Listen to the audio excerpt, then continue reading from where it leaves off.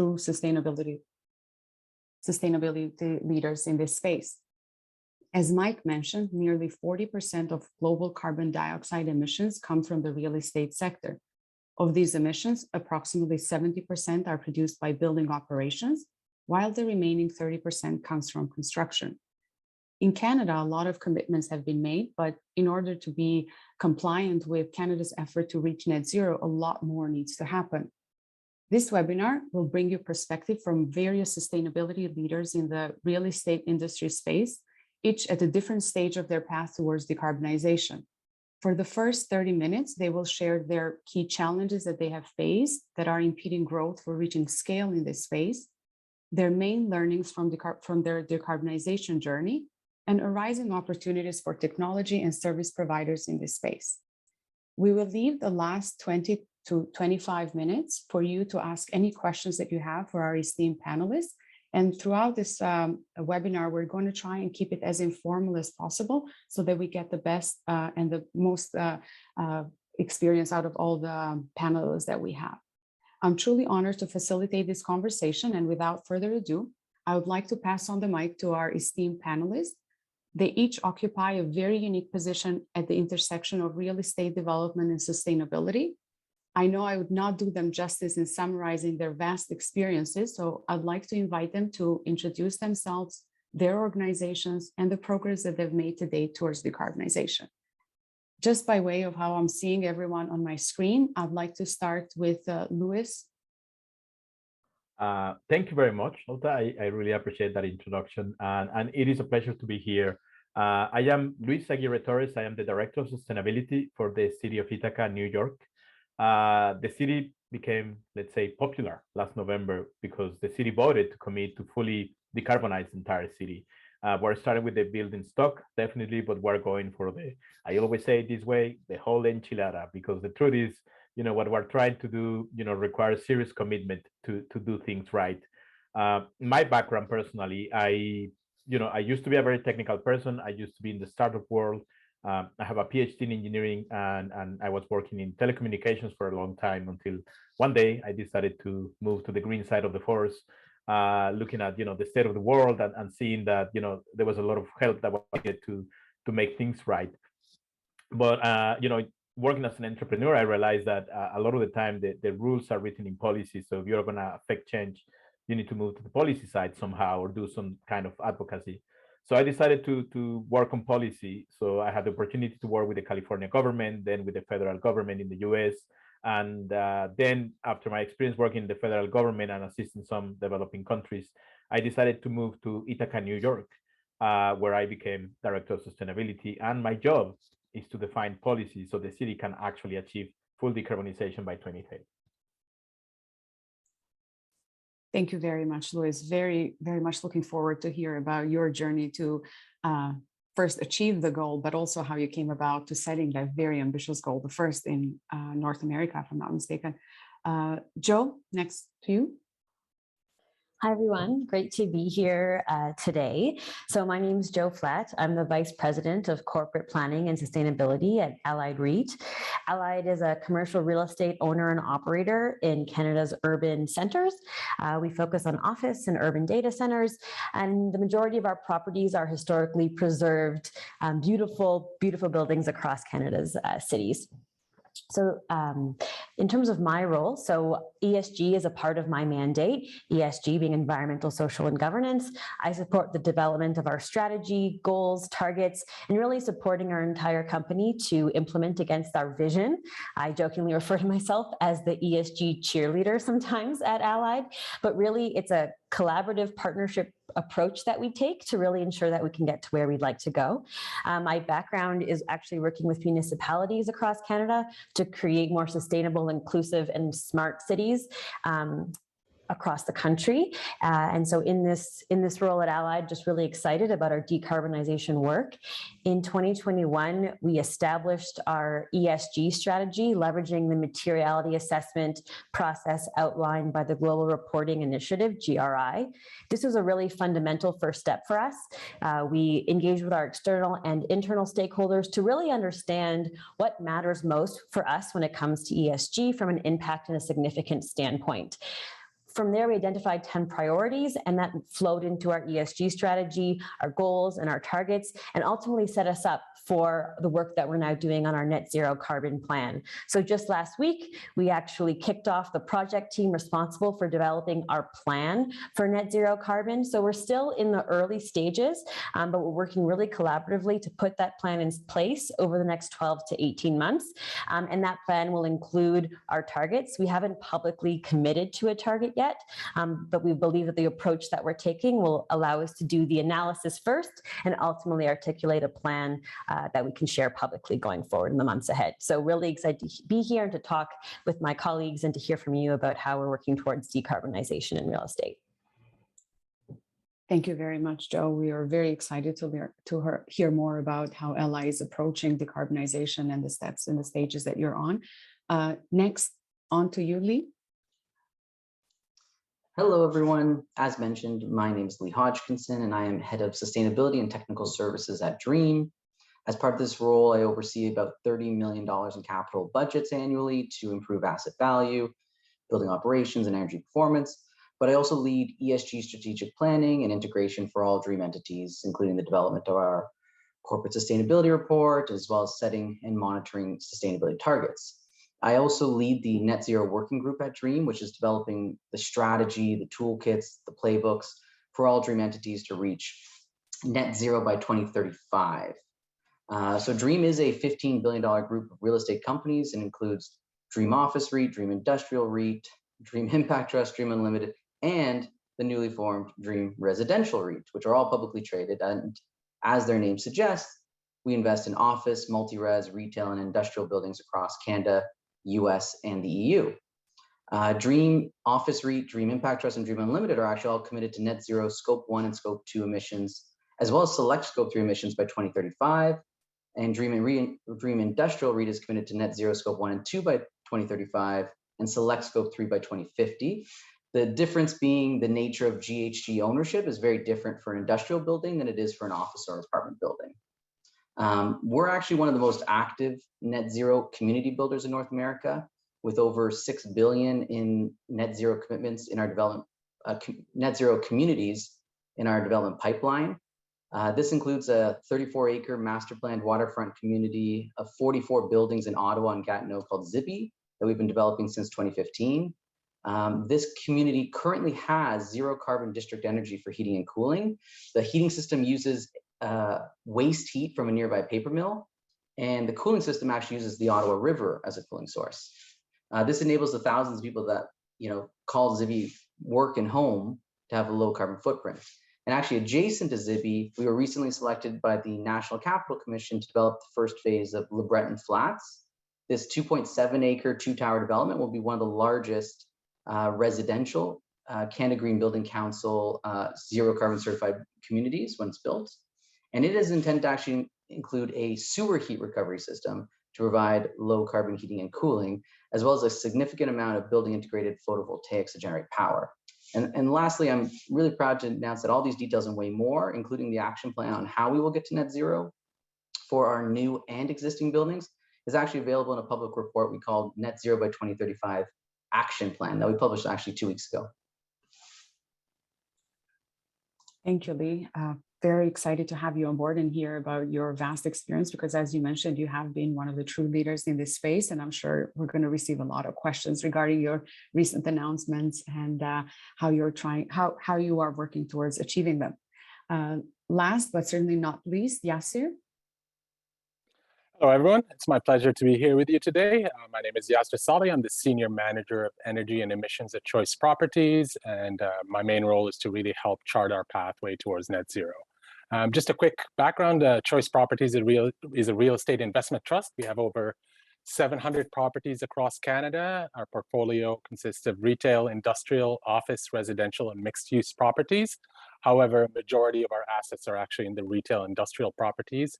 And so that will be the focus of what I speak to in the next little while here. As far as our sustainability commitments, in 2021, Choice committed to the Science Based Target Initiative's net zero target. In addition to being science-based, Choice chose, sorry, I had to do obligatory pun of the day, but we chose SBTI because our SBTI focuses on the operational emissions from your entire portfolio, as well as the embodied carbon from development activities. For context, our 2019 emissions baseline had 5% of our emissions coming from properties that are under our direct control, but the nature of retail and industrial means that the remaining 92% of our emissions are actually from leased assets and development activities. Another reason that we really were excited about SBTI is the reduction is based on, or the target is based on a 90% reduction, and only the residual 10% of emissions can be targeted with carbon offsets. Context here is there is really not enough carbon offsets to continue with business as usual. We need to really reduce our actual emissions, and only those residual emissions should you be trying to target with offsets.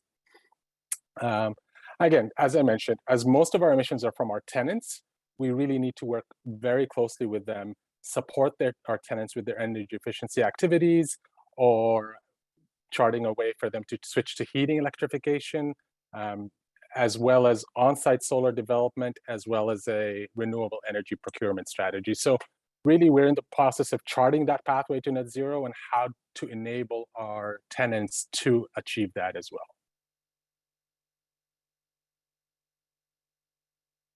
Thank you, Yasser. Happy to see that we're utilizing all the actions in the sustainability alphabet soup here, GRIs, SBTI, SASB, and the likes. I would like to start the conversation with you, Luis. The city of Ithaca is the first in North America to embark on a 100% decarbonization goal, very, very ambitious one. If you could, we would highly appreciate to hear more about the journey that took you there, how you gained consensus among all the cities to commit to this goal, what have been the main obstacles, challenges, and what key learnings you could share with us for this journey this far. Sure thing. Well, it all really started in 2019, at the same time that in Washington, Representative Ocasio-Cortez was presenting the Green New Deal for the U.S. government. It was never intended to really be a binding resolution in Congress. It really was set up to start a movement, to start, different groups to begin working and paying attention to, the intersection of climate change and social justice. So there was a chapter of Sunrise Movement in Ithaca, and high school or early college age kids that were, putting pressure on the government to do the right thing. And eventually they managed to do that. So in June 5th, 2019, the city of Ithaca passed a resolution to implement an Ithaca Green New Deal. And the key two components of the Ithaca Green New Deal were full decarbonization of the city and climate justice. And it is a difficult mandate, and it was just before COVID, so it was very difficult for the city to do anything. So it was not until 2021, about a year ago, that they hired me. They hire a director of sustainability to take on that challenge. So the first thing that you do when you're looking at something like that is, try to understand what it means. And what it meant was we need to reduce carbon emissions by 80%, not 100%. We need to also rely on low carbon fuels and carbon capture and sequestration and utilization. We were also, focused on reducing energy intensity by 50%. And also reducing carbon intensity in every unit of energy by 90%. So those were the goals initially. Then we needed to look at, where the source of emissions were, and we saw buildings was 40% of the emissions, mostly from energy use. About 40% were transportation, mostly single passenger vehicles, and then it was the grid and waste. When we look at buildings, because of the influence that it has in the entire economy, by tackling buildings, even though they contribute only with 40% of the emissions, we could actually reduce at least half of the emissions in the city. So that became the first challenge. How do we reduce 50% of the emissions with one single program? So we started developing ideas, and then we saw that there were different obstacles. One of them was, the industry that is completely fragmented, the lack of sophistication, also in terms of, what you have available in terms of technology and suppliers. But mostly there is a financial barrier. How do you get a whole city to do this? The numbers were, $450 million that were needed for the city to do that. But we figured out, that we could work with private sector, and we could repurpose some of the government money to buy down the cost of capital. And we realized that, it was possible to create new partnerships and then do a project that just by the economies of scale will achieve, huge reductions. And that would enable, an affordable program that would be the basis for a full decarbonization of an entire city. And right now, the last thing I want to make this just a short intervention, just so we have time to get to questions and answers. But it is part of 12 different programs that we are running concurrently. So it's building decarbonization, but also it's transportation. We have waste to hydrogen, for example. But we have other programs like climate justice, community engagement. We created an international energy compact, so we could commit internationally to do this. So there are a number of activities going on in Ithaca right now.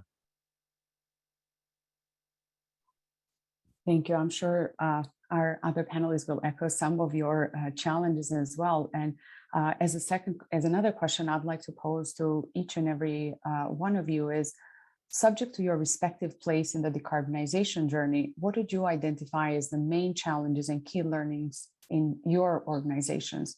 I'd like to start with Joe, maybe, if possible. Sure. So it's a great question. Lots of learnings, that's for sure. I think it's really important to remember that this entire exercise really does require a new way of thinking and of working and evaluating and of making decisions. And so that kind of work doesn't happen overnight. One of the critical first steps for us was to ensure that, of course, our leadership was aligned on the vision. And when you have that leadership support, it can cascade down very well within the rest of the organization. So the willingness, the openness, the extra time and learning required is easier to sort of drum up and establish. And as I often refer to this work, parade building is actually really important to being successful as you drive these kind of outcomes. So leadership alignment and buy-in, really, really critical. And then overall alignment on the vision in terms of where you're going. So where does the organization want to go? What is the approach that is authentic to you and how you work? So as I mentioned earlier, we haven't released a target yet. We decided to do the planning before we announce a target because that was aligned to who we are and how we want to do this kind of work. And so I think ultimately you need to ask yourself those kinds of questions: what feels authentic, what feels right, and in alignment, of course, with all of the frameworks and the proper processes. We are going to be similar to Yasser, in line with the Science-Based Target Initiative, because that has a lot of value and, again, aligns to a lot of the values with offsets and other matters that we think matter most to us and matter most to this process. So leadership, alignment, prioritizing. Again, there's a lot of work to be done. There is no question. So how do you kind of nail down your approach, your priorities, the steps you're going to take to get there? The learning. One thing that we're talking about is an internal cost of carbon. How do we establish a methodology for creating this number so that when we go into decision-making and evaluation, we can actually start to anticipate the future. And so we're actually more focused on the process to do that more than the actual number itself. Thinking about how you account social costs into that number, making it actually broader than carbon. So no answers for you yet on what that looks like, but that's something that we're undertaking at the moment. And then again, this is a change management exercise. I think no matter how you slice it, that's really foundational to this kind of work. So how do you demonstrate progress? We're going to be building a plan for 12 to 18 months. How do you keep people excited? How do you create that momentum and keep people along for the ride? So those are some of the things that we've learned so far. We're still early days. As I said, our project team really just came together for the first time last week, which was very exciting. We have a lot of work ahead, but I think we have that sort of leadership, the vision, the alignment, the priorities. And so now we're moving forward with a lot of enthusiasm to get the work done. That makes a lot of sense to me. We certainly took a very similar approach at AM in building the ESG army, as I want to call them, and I'm happy to see you're following a similar suit. How about Dream Unlimited? How are you doing it, Lee? And what are the key challenges for your organization? Yeah, no, it's a great question. Without trying to repeat anything, maybe I'll provide some context for the audience about how technology factors into our net zero by 2035 action plan. When we think about net zero, we think about 5 fundamental actions or 5 steps, if you will. Step 1 is to promote conservation and generally use less. This means finding building operational efficiencies using machine learning, energy management systems, and optimizing HVAC system performance. This also means engaging with tenants through tenant experience apps to promote waste diversion and other sustainability initiatives, as well as internal challenges. Step 2 is designing higher efficiency systems and installing higher efficiency equipment. This includes smart LED lighting that detects light levels and occupancy, cutting edge high efficiency HVAC equipment, including magnetic bearing chillers and variable speed drives for pumps and fans. We're even looking at high performance smart glass. Next, we need to select low carbon heat and fuel sources. This generally means moving the energy that we need to use, again, after we've tried to conserve and after we've tried to use less because we had higher efficiency equipment, but using that energy, moving it from fossil fuels to electricity. So this means we're looking at air source electric heat pumps, VRF heat pumps, waste heat recovery, ground source heat pumps, etc. The high efficiency of these systems reduces the operating cost increase from the fuel switching, which is critical. If we look at what the International Energy Agency is saying, there's 180 million heat pumps used for heating in 2020, but we actually need 600 million heat pumps by 2030 in order to stay net zero by 2050 or meet those targets of SBTI or Paris Agreement. So we actually need a lot more R&D and technology evolution to occur in order to make those heat pumps the de facto standard heating system. Step 4, we intend to install renewable energy generation like solar photovoltaics and wind power so that the energy we are using is coming from zero carbon emitting sources. Technology plays a critical role in designing, operating, monitoring, and even maintaining these systems, and batteries will also play a big factor in these installations moving forward. Lastly, we intend to procure high quality offsets for the remaining footprint. And similar to what Yasir mentioned, not doing this first is important to us, right? We need to keep this only for what's left over at the end, 10% or less ideally. And we're targeting offsets that are meaningful, monitored, and have longevity. I'm seeing several technologies pop up to create a marketplace for these offsets as well as a management tool. And I think it's important to note that almost all of these steps can generate solid financial returns in the forms of payback or revenue. We intend to build and operate these net zero buildings with comparable or better operating costs as to carbon fuel based buildings, especially as the carbon taxes in Canada ramp up to $170 by 2030. So we're also finding a lot of synergies that going down the road of net zero design and operations has a lot of synergies with improving indoor air quality, building up climate resiliency, and creating smarter buildings. And the last comment on technology that I'd add also is that we need these tools to target, track, and report on our net zero progress. This and ESG data management, as I'm sure Joe knows all about as well, these are exciting areas for software development right now. And this is certainly the right audience to pass on that message on the technology needs. Next on to you, Yasir. How do these challenges or lessons learned relate to your business? And is there anything else that you'd like to add to the conversation? Yes, absolutely. It's an interesting question. And there's a lot of lessons learned and a lot of challenges that you have to figure out how to use it to your advantage to an extent. So, considering the size of our portfolio and the span of the fact that it spans most provinces in Canada, our sustainability efforts require us to work really close with our tenants, understand what they need and how we enable them to develop a pathway to net zero. Doing that, we also have to take into account the jurisdictional landscape and the regulatory environment within Canada that we have to work within. So you need to understand what the tenants need and then understand the lay of the land so that you can implement something that works for everyone. So, to give you examples of what this means, we're planning on-site solar developments. So the first thing we need to really understand is what's the electricity consumption profile of our tenants and what's their interest in purchasing solar power? Are they on board to go with that? But that has to also align with the regulatory environment in Canada. So, what are the size limits to connect to the grid? That's a limiting factor that we need to keep in mind. Which provinces allow you to export power into the grid versus consume power at your site, because that limits the size of your panels. So if you have, for instance, a large industrial site, but it's a shipping center, the energy consumption might not be large, but you have the capability to install a lot of solar power. But if you're limited by the consumption profile, that's a challenge that we need to keep in mind. Another factor that's at play between two actual factors is, what's the grid carbon intensity? How dirty is your current grid versus what is the utility cost?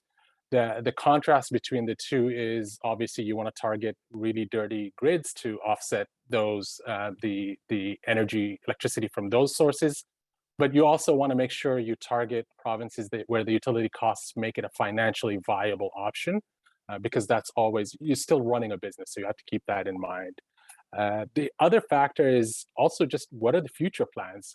How does the future of regulations impact our long-term planning? So you hear about Ontario's looking at community solar, where you're able to do the equivalent of district energy with solar rooftops. So that's an attractive thing that we're keeping a close eye on. There's virtual net metering, which is another interesting approach where you're agnostic to which site, as long as it's all belongs to you and they're with the same utility provider, you're able to export your power to the grid and leverage that power at other remote sites. And again, another example that I can talk about heating is heating electrification, of the marriage between client needs and the jurisdictional landscape. If you want to get to net zero, there's no way you're going to do it if you're burning fuels. So how do you tackle that when you have a decentralized HVAC system consisting of a lot of rooftop units in our retail industrial sites that are where the utilities are actually paid out by our tenants? Their heat pumps are available. They're very attractive technology. It is the way to move forward, but how you roll it out is significant. And some of the things we have to keep in mind, for instance, is, until 2050, if you keep in mind that the lifetime of these rooftop units is about 15 years, you have about 2 chances to switch to clean energy. You might be able to do an intermediate step, and then you have to switch to full electric heating by the next chance. Another thing to keep in mind is that you target the grids that are actually have clean, opposite to solar, you target the grids where you have clean energy. So Ontario, BC, and Quebec have clean energy, clean grids. So if you switch to heating electrification, you get the most bang for your buck. Versus if you switch in Alberta and Saskatchewan and Nova Scotia, you really instead of switching from natural gas with high carbon emissions, you're switching to a grid that has high carbon emissions. Another factor that impacts also decisions is the spread between natural gas and electricity. So you need to figure out when and where it makes sense to switch to electric heating. One of the things, as I mentioned before, the tenants are paying those bills. So we can't unilaterally decide to implement these measures. We have to make it palatable to our tenants. And in that regard, you were monitoring the carbon prices to see how that impacts the spread between the costs, and how we can leverage that to switch that. The other thing to keep in mind, and this is going back to, I believe, Lee's comments about the technology, is, heat pumps are the way to go. Unfortunately, our cold climates in Canada become a limiting factor. So as the temperature goes down, the efficiency of those heat pumps reduces, and it gets to a point where you actually have to supplement the heat with an auxiliary source, whether you switch to electric heating, but again, keep in mind the utility impacts, or you have backup auxiliary natural gas that supports your transition for the extreme weather conditions until you're able to until you find the technology to be able to implement that. So it's really a lot of play of different factors for you to implement a pathway to net zero. That was very comprehensive, and I could not agree. Operating in that space, I could not agree more in the requirements of the regulatory environment, working with tenants. But you raised a very good point about the financial feasibility of these solutions, because ultimately it has to make business sense, not necessarily to be profitable per se, but they have to make some financial sense in order for you to be able, as Joe mentioned, to get the buy-in from your executives. Otherwise, it's going to be a much more difficult conversation if you just have to throw money at a certain problem. I would like to ask Maybe starting with Luis, who I think mentioned it at the very beginning, what role does innovative financing play in this space? How can we pass from demonstration project to scalable solutions? How did you surpass it in with the city of Ithaca, considering your sizable portfolio? I mean, at the end of the day, it's all about financial engineering. I mean, it's core to what we have to do. The numbers don't pencil out. I mean, there are some buildings where it doesn't make sense to switch to fully electric if you look at it just strictly from an economic point of view. Also, there is a lot of risk involved. So when you're trying to finance a very large project at the same time, you need to figure out a way of balancing risk. So what we decided to do is, I always oversimplify it if you want, but inspire a little bit by the way the Green Bank in Connecticut operates. What we're doing is the aggregation of a very large number of small scale, otherwise high risk projects. Then we do risk management on the entire portfolio, and then we do securitization. So in order to do those three things, a number of things need to happen. But we have partnered with a number of equity partners, and we also have some lenders that are coming in to finance some of what we're trying to do. So Lee was talking about that, and just here too. I think in the city we're talking about at least 20,000 heat pumps. Some of them are going to be ground source, some of them are going to be air source. At the end of the day, it's going to be expensive. But if you do that, then you need to talk about the necessary upgrades to the distribution grid in the city. So altogether, 450 million more or less just to electrify the entire city, and then about an extra 250 million for upgrades in the electrical infrastructure. Then you need to add resiliency, and then you need to underground some of the infrastructure. So it's a number of things. So at the end of the day, we're talking about a project that may be $800 million for an entire city, as small as ours. So without proper financial engineering, it would be impossible to achieve this. So it is, going back to the question, it's absolutely imperative that the focus goes first to that, because policy, technology, even the type of partnerships that are needed are well understood. It's just about how do we pay for it. That's a very good point. And are you partnering with banks? Are you tapping into loans as well? Or is this just government support through grants or the likes? No, I think, one of the greatest things that we managed to achieve was, this is entirely off balance sheet for the city. And we are relying very heavily on private players. So we have, private equity funds committing over $100 million. Then we have, traditional lenders like the kinds of Goldman Sachs, Bank of America, or other corporate investors like Microsoft that are coming in with, as lenders into the project. Some of them coming in as senior lenders, some of them as subordinated lenders. But at the end of the day, what we have is a combination, and the government money is repurposed. It's no longer a subsidy or a grant. It actually goes to buy down the cost of capital, and that relieves some of the pressure in the capital stack and allows you to have a program that is affordable at a lower rate for every single resident in the city. That makes a lot of sense. I'd like to open the floor for the same question to all the other panelists if you'd like to make a comment. And I'd also like to remind everyone that if you have any questions for the panelists, please do send them via the chat. We're going to open that in about a minute or two. Lee, would you like to add something? Yeah, I think to kind of summarize or hit on a little bit of what's been mentioned is, when you take the short-term view, the payback and the effect on operating costs and asset value, can be problematic. But when you take the long view, 20 years and over, net zero is actually better for business. One interesting aspect I can speak to is that when we made our net zero commitment last year, we had a high confidence that there would be accretive financing opportunities on the horizon.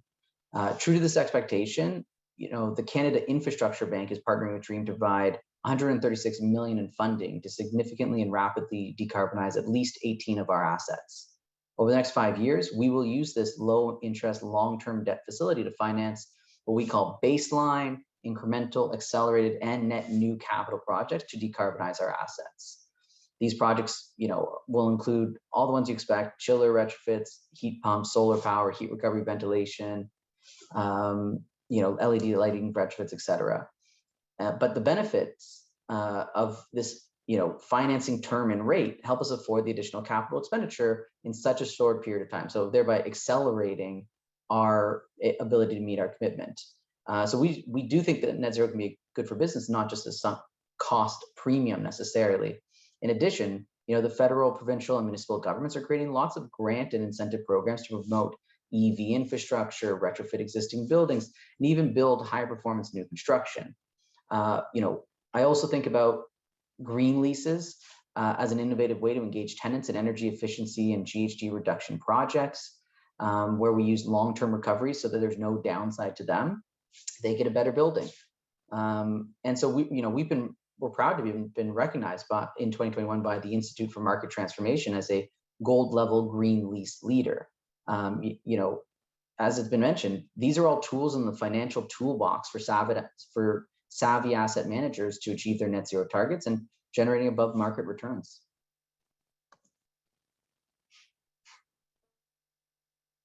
That is very inspiring, and I do hope that it proves to be inspirational to all the listeners that we have on. Now I'd like to open the floor for some questions that we've received from the audience. The first one, it doesn't mention who it is directed to, so I guess it's for everyone. And I think you touched a little bit on this, Yi and Yasser maybe as well. The question relates to building envelope improvements before switching to decarbonization options for HVAC. How are you approaching this type of activities in your portfolio? And the question is for everyone. I could start this off, but I think Lee would also have a lot to do on the office sector. But for our side, the thing with the envelope is it's not, you have to time it properly, right? So when you're really having your long-term asset planning and your asset management, you see when you're upgrading your envelope, when your upgrade is, when it's due for upgrades.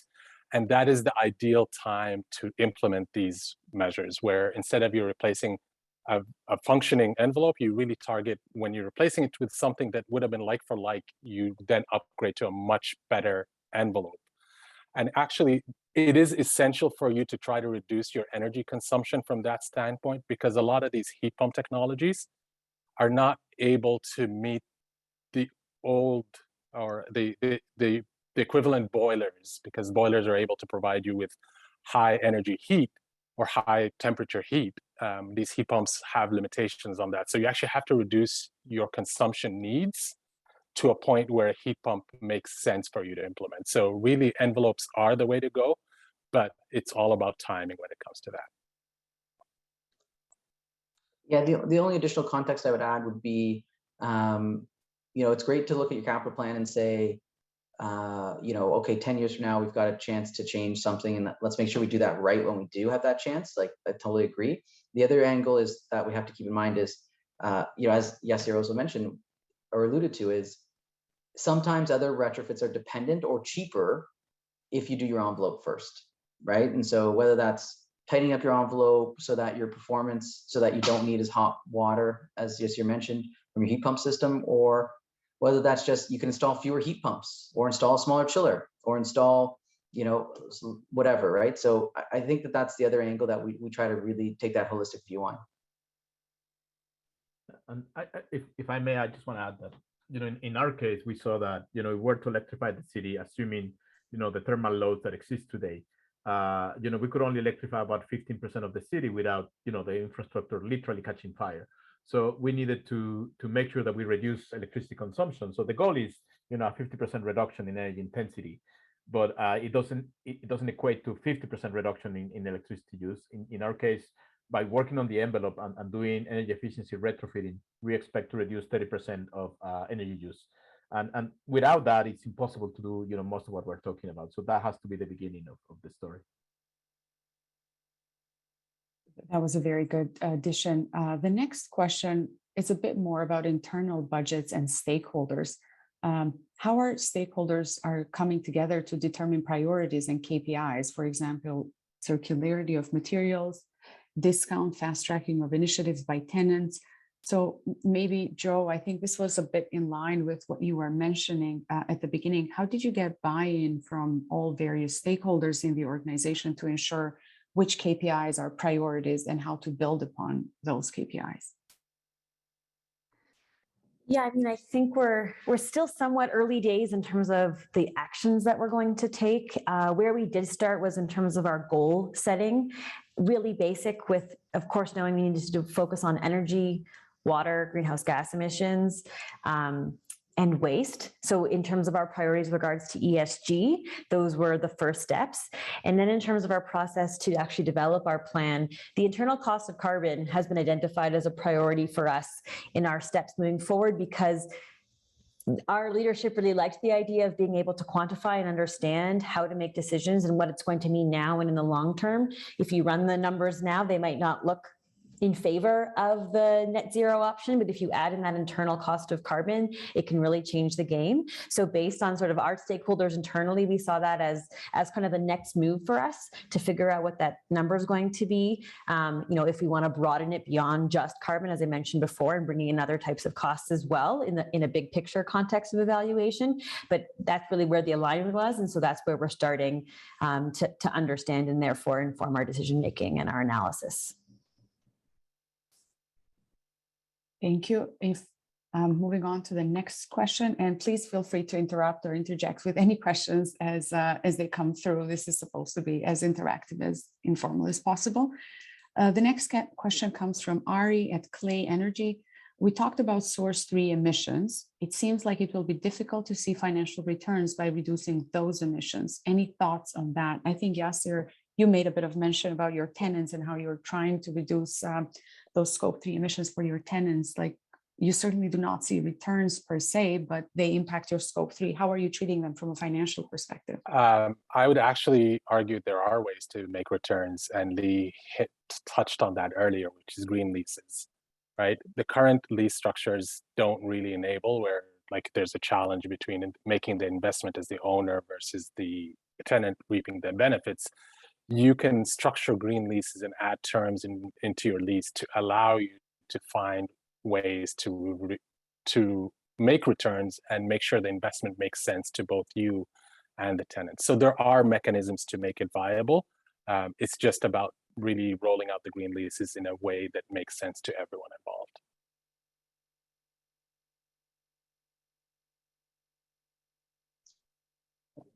Lee, Joe, would you like, you seem like you had something to add to that? Yeah, I'll add my 2 cents, as I'm known to do. I think Yasser nailed it on the head, but the other context I would just add would be, it feels like tenants need help to hit their own targets as well. So, obviously, choices are very close with laws, but you just go around the whole spectrum across the industry. Anybody that's made a net zero commitment needs landlords that actually can help them do so. And that can't just be on the easy stuff. That also needs to be sometimes on the hard stuff. So i.e. the tenant spaces, whether that's refrigeration or data centers and things like that. And so, whether it's making return off scope 3 reduction or not, if we can be that enabling force for our tenants, then they're going to want to spend time in our buildings, and that'll be good for our business for sure. Yeah, just to echo that, again, the sort of partnership approach to this type of work is really important. We have many tenants who have very aggressive commitments, and so they're asking us, how can you help us get to where we need to go? Which is obviously a great place to be in terms of wanting to advance this work. Not everyone is in that position, but when you have tenants who are there, who are wanting to do more, it's a great opportunity to start to do some of this work.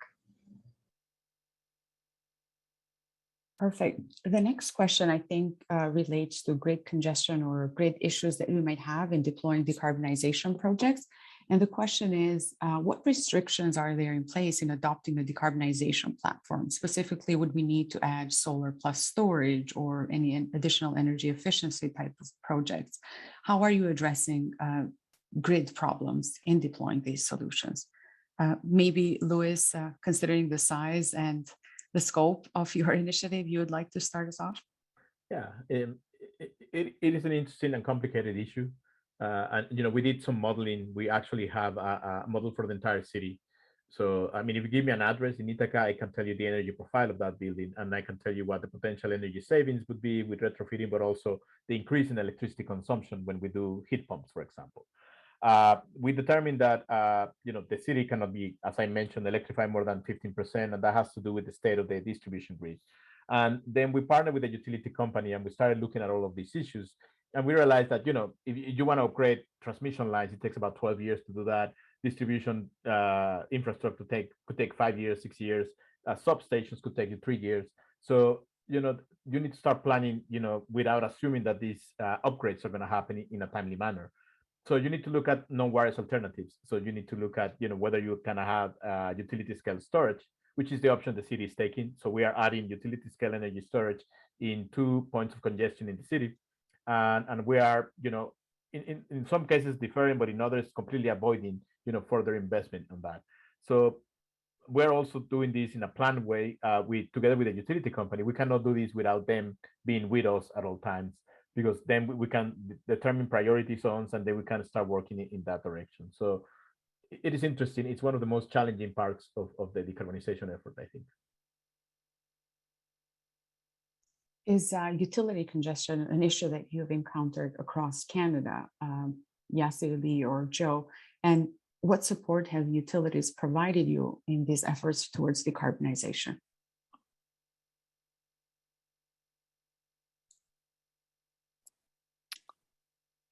I can provide a quick comment here. Sure. As far as the utility, it is something that is definitely in our radar as we look at, for instance, solar rooftops, how we roll that out. But to keep it short and sweet, you need to do a lot of homework on your own and be ready to roll out the project before you get any feedback from the utilities. So it's a long process. You really have to get your ducks in a row first and then start the process. And hopefully there is capacity. We don't have the same issue as Lewis in Ithaca, where it's a centralized and we're really impacting one city. It's across Canada, and you really have to work with all the different local distribution companies to understand the limitations at each of the different sites. And there's it can take a very short time, but it's 6 months to a year for some responses to come back. So it is a challenge that we're keeping on our radar and hoping to tackle as we start rolling out some of our projects. Thank you, Yasser. And Olta, Yes. was the term you used there grid congestion? Is that what you used there? I like that term. I haven't heard that one before, but that makes a lot of sense actually. Because once upon a time, as Yasser kind of alluded to, when you wanted to do a solar project, first thing you had to do was what's called like a connection impact assessment. And you got basically the grid told you, yeah, we got space for you, or no, we don't. And like that was just a go no go kind of decision at the beginning of everything. But I don't think the grids really knew what percentage of solar was acceptable to them at that time. So they kind of set the bar really low. I think I heard like 20% was maybe the most they could ever think they could do, or something like that, whatever the number is, right? So I think that's an interesting point on the solar part. We still kind of run into that same problem with batteries. You still have to go to the grid and say, can I install a battery here, please, please, please? And often they say no, as funny as that sounds. So those are kind of interesting trends. I mean, there's a wild card in Canada that people sometimes talk about in the net zero space that we don't know how it's going to shake out, which is whether that's hydrogen or renewable natural gas or something like that. That does reduce the grid congestion problem, if you will. But I think we're right now more focused on the technologies available to us, I would say. But I think these are some of the issues that do have to get fleshed out if we're going to hit net zero. And if you look at the grids themselves, I think it's really fascinating that in Ontario, the grids projected to get much dirtier basically between now and 2035, as per provincial estimates. But at the same time, the federal government's saying that our grid's going to be net zero by 2035. So who's going to win that conversation? I don't know.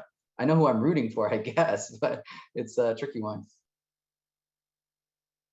That is very true. We have some more very interesting questions coming, but unfortunately, we're right at the end of our time today. And being respectful of everyone's time, as I know you have very busy schedules, I'd like to ask all of our panelists one last question, and that will be the magic wand question. If you could change one thing in the industry to reach scale, what would it be? And I would also like to combine it with some closing remarks of any advice that you would have for people working in the space. How could they support these efforts? Maybe we could start with Joe. I think I would use my magic wand to give me a crystal ball and sort of see, as we just heard, there's a number of unknowns in the future that certainly will have impacts on the decisions we make today. So had we known what was going to come, I think that would be something I would want to know now with regards to regulatory environment and costs and things like that, and technologies, which ones are going to be leaders and not. In terms of, advice for individuals who are working in the space or trying to drive internal organizational change, where we've been is really in that foundation building place, but I think we've done it quite successfully. So we are in a position to run now. So that kind of walking, building buy-in so that you can then go seize the opportunities as they come to bear. As we know, this is a rapidly changing environment.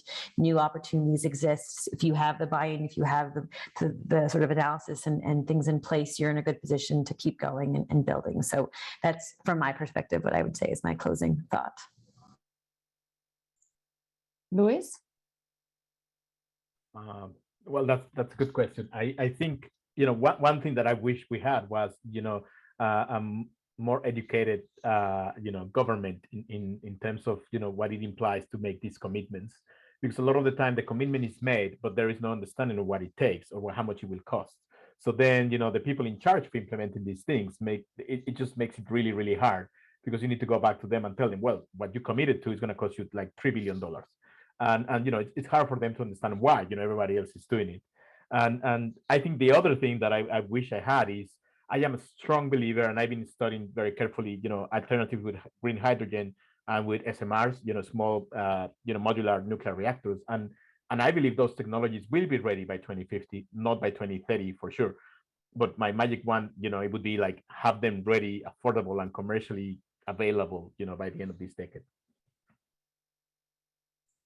That would be amazing. I'm sure a lot of people at the OPG would be very happy to hear that. Maybe Lee? Yeah, if I had one wish besides world peace, I'd ask for probably better local supply chains around low carbon construction materials and like mass timber construction products. I think we've talked a fair bit today about operational GHG emissions, but embodied carbon for a modern building in Toronto typically far exceeds the operational GHG emissions for at least 30 years. So we can't ignore embodied carbon between now and 2050 and expect to meet global climate change targets. We need the whole construction industry to label all their products with their embodied carbon, and then we need them to quickly learn how to reduce that embodied carbon by 50% with minimal cost premium. I think this is actually quite achievable, but it seems most days to require a magic wand to actually come to fruition.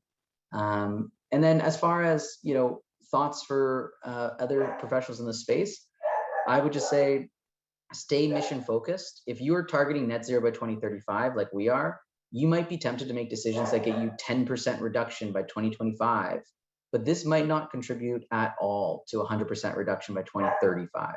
So we need to keep that North Star in view and kind of ignore all the noise. Thank you, Lee. Yes, sir? Your magic wand. My magic wand. Well, I would say this, if Aladdin taught me anything, it's these magic wishes come in threes. So I'm going to quickly list off three things that would be helpful and nice to see. I spoke about on-site solar. It would be great if the regulations are improved to enable customers or property owners to be able to roll out on-site solar. Currently, there's all kinds of challenges. And really, we should have the government and the grid operators as partners helping us along this path rather than a potential hurdle. So that would be great to have. And I think Lee hit on this a little bit, which is, advanced adoption of heating, electrification, and all of these new equipment. The context there is, the more there is demand for this, the more readily the technology will be available, the more the suppliers will invest in the R&D to get us to a point where we can use those. Right now, it's too niche of a product, versus the more adoption, the better it is for us as a whole. And then I know utility prices is a sensitive topic, especially with election year, but finding a way to bridge the gap between the high cost of electricity and the low cost of natural gas would greatly encourage the adoption of some of the heating electrification things that we're trying to implement. The price is so far apart that it becomes a challenge to implement, especially when your tenant is responsible for the bills. As far as input to people in this sector, I would say the path to net zero, and I think all the panelists have mentioned this, no one knows exactly how we're going to get there. We have our North Star, but the collaborative effort is necessary. We all need to work together, share our knowledge and ideas, and work together to find a way to fight climate change and fight some of the status quo of how things have been done historically. A simple example of that is, a few years back, geothermal in large construction projects was seen as not an option, but now it's getting to a point where it's become the status quo. You need to do geothermal, and you have to prove why you can't go geothermal. So really, collaboration, sharing ideas allows us to get to a point where we can overcome some of these challenges. Thank you, Yasser, and thank you to all the panelists. I found this highly inspirational to see what you have achieved and how you've led your organizations towards the path of decarbonization. And this whole conversation has been a wealth of knowledge. If you ever saw the top of my head, it's because I was actually taking notes as you guys were speaking. Thank you so much for this. I hope the participants find it as useful as I did. And with that, I'd like to pass on the mic to Mike. That's it. I'll be brief, but simply to echo Olta's comments. Thank you, Yasser, Lee, Luis, and Joe for your time today. You didn't see me on video, but I was furiously scribbling down notes as well. Really wonderful to see the work you're doing, and we're rooting for you. That's for sure. One final thing just before we sign off. In the chat and after the event, we'll be sending a link out for a survey for this event to provide feedback. The CACB always strives to provide the most informative content for those that are seeking to drive connected buildings and decarbonization. And we're just asking for 5 minutes. We'd truly appreciate if you took that time for the survey to have even more wonderful events like this. With that, that's the end of our panel. Thank you everyone for attending. Thank you once again to all the panelists for their time, and Olta for being such an excellent moderator. With that, stay tuned for the next event for the CACB. We may be taking a month off for the summer holidays, but stay tuned for more events like this. Thanks everyone, and see you again soon.